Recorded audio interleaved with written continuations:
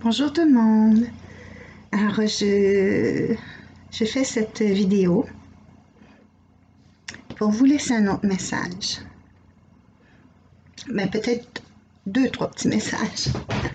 Alors, pour le direct, je ne peux pas vous le dire maintenant. Ma vie suit un mouvement.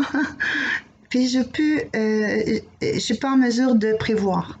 Alors, si jamais je passe en direct, vous devez recevoir une notification. Puis de toute façon, vous pouvez le voir aussi en rediffusion. Ça, c'était le premier petit message. Le deuxième petit message, qui est un bon message,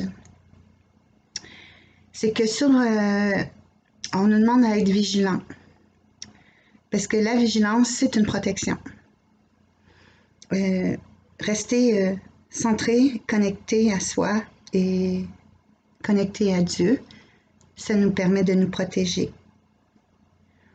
Et là, sur les réseaux, parce que je vous parle de ça parce que hier, ça a défilé sur ma page Facebook. Quelqu'un avait partagé ça. C'est une dame. Puis une dame, il faut le dire vite. Vous allez comprendre. Qui, sous hypnose, fait une enquête sur Jésus, sur sa vie. Puis vous savez, la curiosité, c'est aussi quelque chose qui nourrit l'ego. Alors, je ne vais pas m'en approcher parce que déjà là, je sentais que c'était wow, qu'est-ce qui se passe, une enquête. On enquête sur Jésus. Alors, j'ai ouvert et à peine quelques secondes, je vous parle 3, 4, 5 secondes, je me suis sentie tout étourdie. C'est vraiment quelque chose qui vient aspirer. Voyez-vous, ça nous aspire. Vous savez que le vampirisme existe.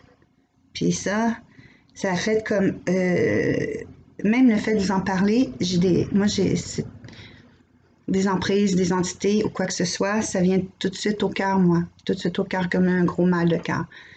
Donc, soyez vigilants parce que Jésus va être souvent mentionné dans ce temps-ci. Mais Jésus de toutes sortes.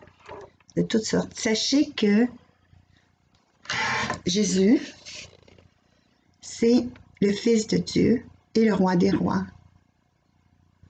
Si on ne vous le présente pas de cette façon-là, mais c'est à vous de voir, sauf que si on le présente comme un maître seulement, comme un prophète seulement, sachez que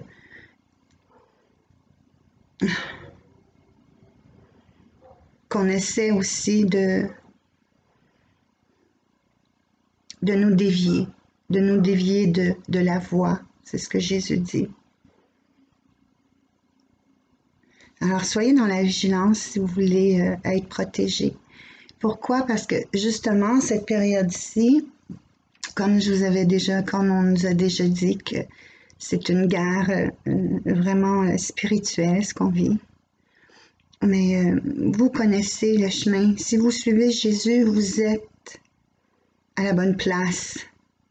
Donc, c'est inutile de vous éparpiller ou de nourrir votre curiosité parce que c'est pas ça qu'on doit renforcer en ce moment. Alors, voici. Voyez-vous, j'ai encore le mal de cœur. Mais je sais comment m'en départir après. L'autre message, celui-ci est beau. C'est que j'arrive dans mon village, il y a une petite rivière, c'est un petit ruisseau, une petite rivière.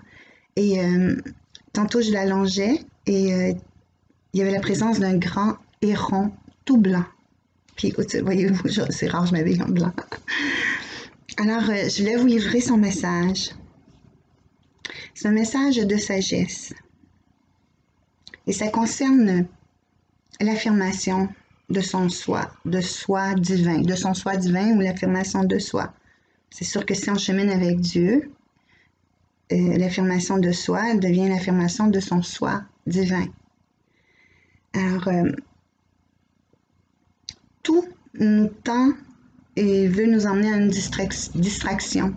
Tout nous fait qu'on va tout faire en ce moment, à ce qu'on quitte le royaume et nous attire vers des des emprises. Alors, le grand héron blanc, lui, qui était sur une roche, sans bouger, je pensais que c'était une statue, sans bouger, ni même la tête. Lui, il nous rappelle justement à rester en nous et à s'affirmer. L'image qu'il m'a montrée, c'est que l'affirmation de soi, ou l'affirmation de son soi divin, c'est un espace où l'on se trouve et c'est à nous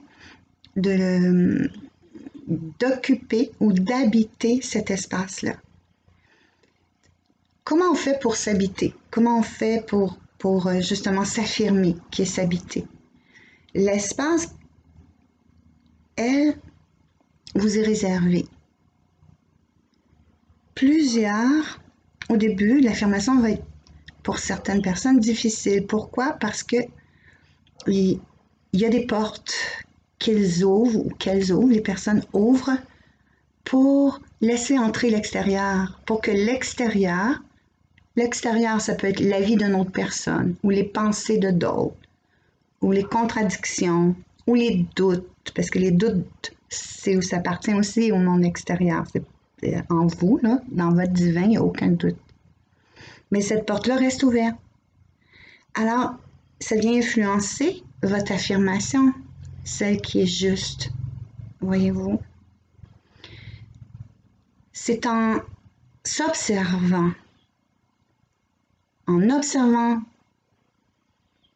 vos pensées, en observant vos paroles, que vous pouvez voir si vous laissez la porte fermée devant l'extérieur qui est les situations, qui est autrui, qu'est-ce que les autres pensent, que les autres disent. C'est à vous de dire si vous la laissez ouverte, cette porte-là, à ce moment-là, vous ne pourrez pas vous affirmer. Parce que l'affirmation, c'est au-delà des paroles, c'est son instance. Et de plus en plus, les personnes ont observé que quand je pense, moi, après mon affirmation, j'ai toujours un doute. J'ai toujours aussi, des fois, je peux me projeter. Puis dans ma projection, je mets des conditions. Ouais, mais si, tu sais, oui, mais peut-être que ça, ou peut-être que si. Vous ouvrez la porte. S'affirmer, c'est pas ça. Donc, ce que les hérons me montraient comme image, s'affirmer, c'est de rester en soi et de ne pas laisser entrer aucun intrus, sous quelque forme que ce soit, en énergie, en pensée, en parole. C'est ne pas permettre ça. Alors, les portes resteront fermées. Seule la porte de votre direction avec votre soi divin et Dieu pourra être ouverte. Et à ce moment-là, vous serez nourri. C'est-à-dire que tout ce qui est en concordance avec le plan de Dieu sera nourri.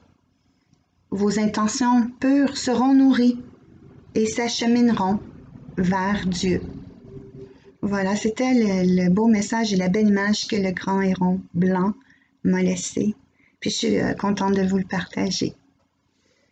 Alors observez-vous. Observez-vous quand vous vous affirmez.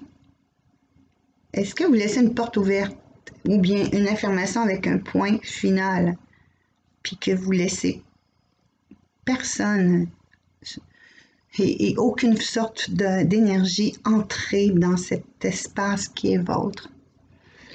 Et voilà. J'ai dû parler de mon direct. Je verrai en temps et lieu, parce que justement, je ne me projette pas trop dans ce temps-ci. Puis sur ça, je vous souhaite paix, force, courage. Puis que Dieu vous bénisse. Merci beaucoup. À bientôt.